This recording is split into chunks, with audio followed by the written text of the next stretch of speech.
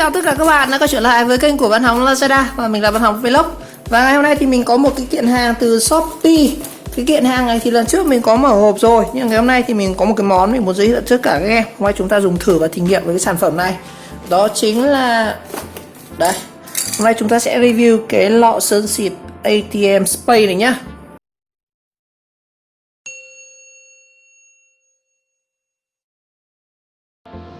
Rồi, đây là một chút thông tin về cái đơn hàng này. Thì mình có mua từ shop là Nguyễn Huy Hải 89.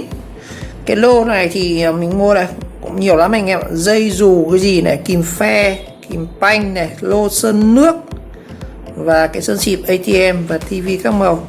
Tổng cái đơn hàng này chỉ có 55.000 thôi. Và cái lọ sơn này thì theo mình thấy ở đây thì giá là có 22.500 thôi anh em này. Quá rẻ luôn. Đấy, mình mua mình còn được trừ đi bao nhiêu này. Đó. Thực ra cái đơn hàng này nó phải rơi tầm 100.000 đấy, nhưng mà mình có áp mã giảm giá. Đây, cái sơn này lúc mình mua là 22.500 nha anh em. Bây giờ thì xem giá là bao nhiêu. Cái sản phẩm đấy giờ như không bán đấy anh em ạ. Rồi, đây là cái sản phẩm của mình mua đây. Cái sơn xịt ATM XP Spray này. Nó có nhiều màu lắm. Cái lọ này thì nó có rất là nhiều màu. Và để mua được đúng cái màu mà anh em cần ý, thì anh em thứ nhất là chúng ta phải tra cái bảng này nhá. Có cái bảng mã màu đây, hình như cái bảng này mình thấy nó có khoảng là 6 nhân với nó có khoảng 20 mấy cái màu anh em ạ. Đấy, nó có mã từ A241 đến A212 nhá. Mình mua là cái màu A265 đây này. A265 nó phải là cái màu đâu nhỉ? A265 là cái màu đây này, cái màu của mình mua nó màu này này. Nhìn cái này nhìn rất là khó anh em phân biệt được các màu nhá. Nó có màu đen này, đen lai đỏ này, đen sậm nhạt này, đen cái đen thường, đen lai xanh, đen tím than ấy. Của mình là cái A265 này thì nó sẽ hơi lai màu lâu nha anh em. Còn anh em thích cái màu vàng, màu biếc thì cái này dễ, nhưng cái riêng cái màu đen này mua mình chọn rất là khó anh em ạ. Chọn đúng cái màu mình cần ấy. Nên nó cũng hơi của chúa nhá. Hoặc là anh em có thể chat trực tiếp với shop để nhờ shop tư vấn nhá. Hôm đấy mình cũng phải chat với shop để hỏi về cái mã màu đấy. Đây. Đây, cái này nó có này. Cái này dùng để xịt sơn ô tô xe máy nhá. Đấy nó có mã màu đây này. Đó anh em nhìn thấy không? A100, A228 ấy, nó rất là nhiều thứ luôn. Một chút thông tin về cái sản phẩm này. Ở đây shop họ kia cũng rất là rõ luôn, anh em là lấy màu gì thì phải inbox cho họ nhá. Đây này. Giá này thì rẻ nhất Shopee thật, đúng là mình thấy cái shop này bán rẻ nhất luôn. Thường cái lọ này phải 25.000 nhưng mà shop này bán chỉ có 22.000 một lọ thôi. Biết thế mua mấy lọ, mua có một lọ về review thử xem như nào đã. Rồi, thông số các lọ đây. Nếu bác nào tìm được rẻ hơn thì biếu thêm bác cái 2k một lọ. Rồi, shop này thì sẽ là có các cái mã màu này này, từ 200 đến mẫu 300. Lưu ý là có 4 cái mã màu thì giá nó sẽ đắt hơn là 100 các thứ đấy. Rồi, đây, một chút thông tin về cái sơn xịt ATM này. Cái sơn này thì được làm từ hỗn hợp nhựa NC và acrylic. Bình phun.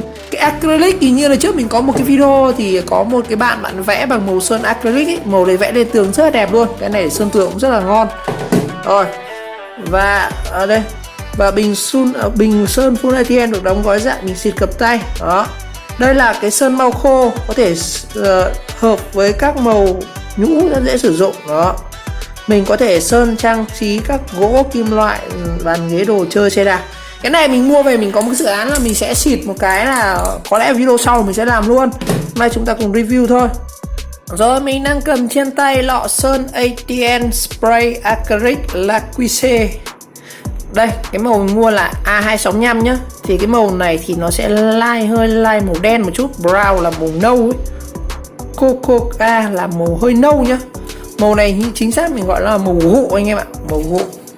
Đây, một chai này thì dung tích của nó là 400ml và được sản xuất bởi công ty trách nhiệm hữu hạn Sơn Uray Việt Nam. Sản phẩm này của Việt Nam nha các bạn, không có tiếng Việt này. Đây, về cách đóng gói thì được nguyên siêu luôn anh em, giống như điện thoại này. Trong này như là có cái viên bi để tránh đông sơn thế nào. Đó. Phía trước thì chúng ta sẽ có logo của hãng này là Uray, là UR này. Và trên cái lon này thì có rất nhiều cái thông số mình sẽ giới thiệu anh em. Đó là cái thông số về cách sử dụng này. Chúng ta sẽ strike, tức là chúng ta sẽ lắc này. và sẽ úp ngược bình sơn xuống và sơn nhẹ. Đó. Đây, lắc này. Đấy, xong rồi xịt rồi sơn thôi, cái này đơn giản. Thành phần của nó thì gồm có lacquer 75% và LPG. Đó. Cái này rất dễ cháy nhá, anh em xịt mà cho tí lửa và nó phùng lên vỡ mặt đấy. Rồi, đây là về giới thiệu về cái sơn này. Cái sơn này thì là sơn xịt áp suất, nó gồm có nhựa NC và acrylic lacquer phối hợp cùng cái chất tạo màu và đóng gói dưới dạng bình xịt rất là tiện. Mình có thể dùng để sơn trang trí các bề mặt gỗ, nhựa, kim loại, bê tông. Sơn xịt áp suất ATM với định dạng kỹ thuật cao và được sử dụng sẽ cho lớp sơn bám dính. Cái này là mình đọc vào vân tắt cho nhá. Thông số này, thời gian khô thì nó sẽ khô mất là từ 5 đến 10 phút. Nếu mà xịt bề mặt ấy, mình xịt lên tường thì 50 phút là ngon được. Còn nếu mà để khô hoàn toàn thì nó sẽ mất khoảng 1 tiếng đồng hồ. Cách sử dụng này, cách sử dụng thì giống cái này thôi. Chúng ta sẽ làm sạch cái bề mặt, tức là đánh nhám đi, làm sạch hết các thứ đi và lắc bình sơn 2 phút trước khi sử dụng. Và chúng ta sẽ phun từ khoảng cách là khoảng 30m, tức là nếu các bạn sơn từ cái mặt này thì 30 cm nhá. 30 cm thì anh em sẽ xịt từ khoảng này. Đó, dí gần hơn cũng được. Rồi. Và lưu ý điều chỉnh khoảng cách để sơn không bị chảy. Chúng ta sẽ xịt từ khoảng 2 đến 3 lớp và mỗi lớp sẽ phải cách nhau từ 10 đến 15 phút nhá. Và đối với bề mặt kim loại thì sẽ phải sử dụng thêm một cái sơn lót nữa là A266, A267. Của mình lại là A265 anh em ạ. Đó. Và để tăng chất lượng sơn thì có thể sử thêm một lớp là A10. Và nếu bình sơn chưa sử dụng hết và để bảo quản sơn để sử dụng lần sau thì các bạn phải úp ngược bình sơn. Tức là bảo quản thì anh em sẽ phải để như này nhá. Đó, úp ngược bình sơn và sơn phủ úp ngược bình sơn và xịt nhẹ cho hết sơn còn đọng trong ống phun. Đó. Tức là mình xịt một phát này cho nó hết cái một lần mà nó hút từ dưới này lên này, nó đẩy lên đây thì anh em xịt hết cái lượt đấy và anh em úp ngược như này thì chúng ta có thể bảo quản được cái sơn này dùng được lâu hơn. Mình cũng chẳng biết, ngày xưa mình mua mấy lọ mình toàn để như này. Đây, mình có một cái lọ sơn lần trước mình có mua nhưng mà lâu lắm rồi, hồi như mua khoảng là 27.000 hay sao ạ. Nó là sơn TV anh em ạ. Đây, mình không biết nhưng mà đây là màu vàng, toàn để như này thôi. Đây có đọc hướng dẫn sử dụng bao giờ đâu, phải úp ngược như này. Rồi, một chút thông tin nữa này. Chúng ta những quy tắc về an toàn khi sử dụng sơn này, cái này thì nhất là nên đeo khẩu trang, tức là đồ bảo hộ, đeo kính ấy, nó xịt vào mắt hoặc là cái hít phải cái hơi nó cũng khá là độc và tránh tiếp xúc với da. Ôi dồi, tôi nói thật với các ông là khi mà sơn cái này nó ra tay là điều hết sức bình thường, và để tẩy nó chắc là dùng xăng. Nếu bị dính vào da này dùng dung môi thích hợp để chùi sạch, sau đó rửa lại với xà phòng nước. Nếu bị dính vào mắt, ok, sản phẩm này rất dễ cháy nhá. Rồi, về hạn sử dụng đây, hạn sử dụng cái sản phẩm này thì là ngày 6 tháng 1 năm 20 và hạn sử dụng tới là 5 năm rồi anh em ạ, đến mùng 6 tháng 1 năm 2025 và đây, hạn sử dụng là 60 tháng. Đây một chút thông tin về cái công ty Uray nhá, sản xuất tại Yên Nghĩa, Hà Đông, Hà Nội. Cái sản phẩm này được sản xuất tại Hà Đông, Hà Nội. Rồi. Và đây mình sẽ so sánh một cái lọ sơn ATM với cả một lọ sơn TV mình đang dùng đây. Cái này thì cũng là sản xuất của công ty Uray Việt Nam Chemical. Đó. Đây, cái lọ là ngày xưa. Đây là theo cái form ngày xưa nhá. Bạn nhìn. Bây giờ mình sẽ bây giờ khui thử. Bây giờ gọi là mở hộp đây này. Bọc cái này ra. Phá siêu của em nó. Đó. Mở nắp nha. Đấy, bên trong này mình cũng giống một cái bình ga thôi anh em ạ. Đó. Nhưng mà cái này nó rất tiếc là nó không, cái này nhìn thường nó sẽ khác cái này không có thông số gì. Còn đây lọ tivi này, tivi anh em xịt một thời gian thì nó loang ra rất là nhiều luôn. Mà đây màu vàng chuối. Rồi, bây giờ mình sẽ đi xịt thử một chút nhá, xịt test thử vào một tờ giấy trắng xem cái màu sơn như nào. Rồi và bây giờ mình sẽ thực nghiệm thử cái lọ sơn ATM spray này nhá. Rồi ở đây thì mình sẽ có một cái bài test với chúng ta sẽ thử lên giấy trắng này để xem màu nó lại như nào. Ở đây có hai loại giấy trắng này, một cái loại trắng đục, một cái loại trắng hơn. Đó. Và mình cũng có một cái giấy bìa, mình sẽ thử xịt lên cái giấy bìa xem nào. Và cái chất liệu vật liệu mình sử dụng test sẽ là gỗ này, ống nhựa này, một cắt tông này, một miếng sắt này. Đó. Và hôm nay chúng ta sẽ thử với cái sơn này. Rồi đầu tiên để sử dụng cái sơn này thì đơn giản thôi, anh em lắc vào đồng trước 2 phút này, các úp vật đây này. Đó. Lúc nào sành điệu cũng có thể chơi với của tôi. Đó. Lắc nó lên này. Rồi, mở nắp này, quay cái lỗ này ra đây nhá. Cái này không biết có phải chọc nhỉ, tôi chưa lâu lắm tôi không chơi cái này. Rồi mình sẽ xịt lên cái giấy trắng này trước để cho anh em xem cái màu nó như nào nhá. Màu thực tế thì nó sẽ giống cái màu nắp này này, nó sẽ hơi nâu đỏ. Đó, anh em nhớ không? Sẽ như này, nó là màu A265 nhá. Giờ mình sẽ xịt lên cái đây.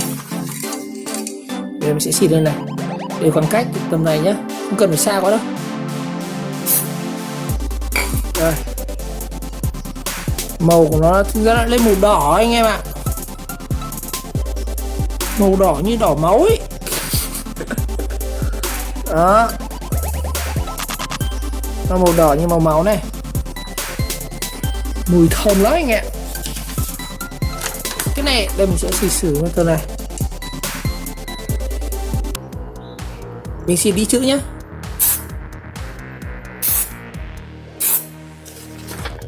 Đây, màu sơn anh em nhìn thế này, mẹ ơi, màu kinh vãi, tôi púc nhầm rồi, đây là màu đỏ chứ không phải là màu đét anh em ạ, nó ra màu nâu đỏ. Cái này xịt cửa sắt hay cửa sổ thì đẹp. Đây, rồi tôi xịt lên bìa nhá, mình sẽ xịt lên một cái bìa này, đây bìa này. Thời gian khô thì nó sẽ tầm 10 phút nó sẽ khô nhé. Đây, là màu hơi màu đỏ. Chúng ta sẽ sử lên một cái thùng cắt tông như này. Đây mình có một cái thùng cắt tông. Thùng này là hộp đơn hàng của Lazada thì phải.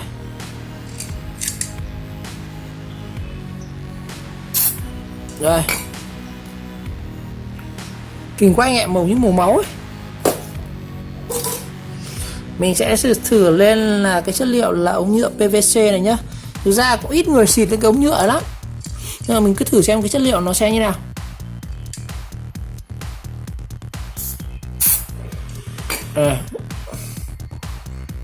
Màu đỏ anh em ạ,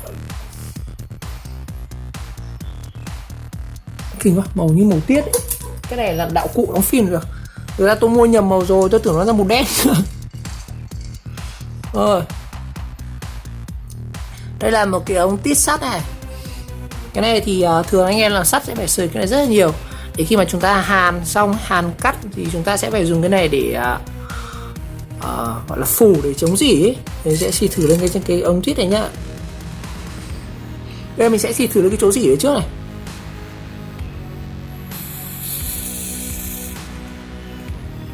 Đó, mình xịt nhẹ rồi này. Để tí nữa mình để khoảng 10 phút cho nó khô rồi chúng ta xem lại cái màu sơn khi mà non chín như thế nào nhá. Rồi, mình sẽ thử lên cái chất liệu gỗ này. Đây, có một miếng gỗ như này.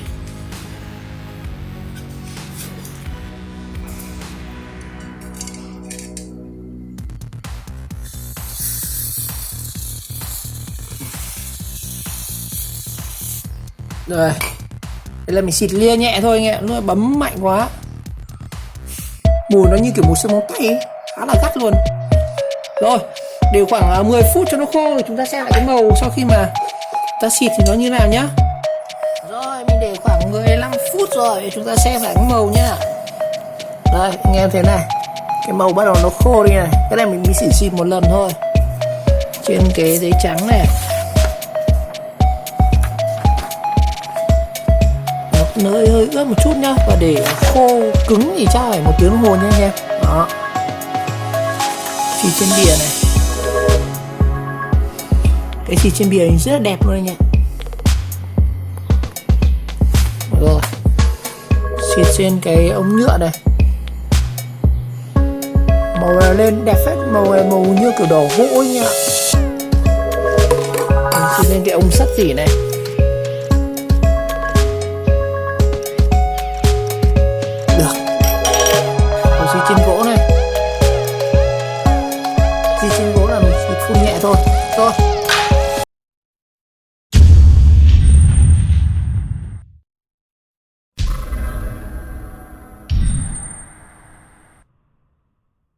Rồi như vậy ngày hôm nay thì mình đã review về cái lọ sơn ATM Spray Acrylic lắp cua A265 giá rẻ ở trên Shopee. Thì thấy rằng cái màu sắc của nó cũng khá là đẹp. Cái này thì cũng tùy theo nhu cầu của anh em, mình muốn chọn màu gì thì mình có thể đặt theo đúng màu mình thích nhá. Ở đây thì mình thấy cái màu này thì nó cũng khá là đẹp đấy anh ạ. Màu thực ra là mình nghĩ ban đầu cái màu A265 này nó phải màu đen cơ, nhưng mà khi xịt thì nó lại ra màu hơi nâu đỏ đỏ anh ạ, màu như kiểu màu cái màu cửa gỗ ấy. Rồi một lần nữa cảm ơn các bạn đã theo dõi video clip, và nếu thấy video hay và ý nghĩa thì các bạn nhớ like, subscribe kênh để chờ đón các video tiếp theo. Chúng ta sẽ có những trải nghiệm các cái sản phẩm khác nha.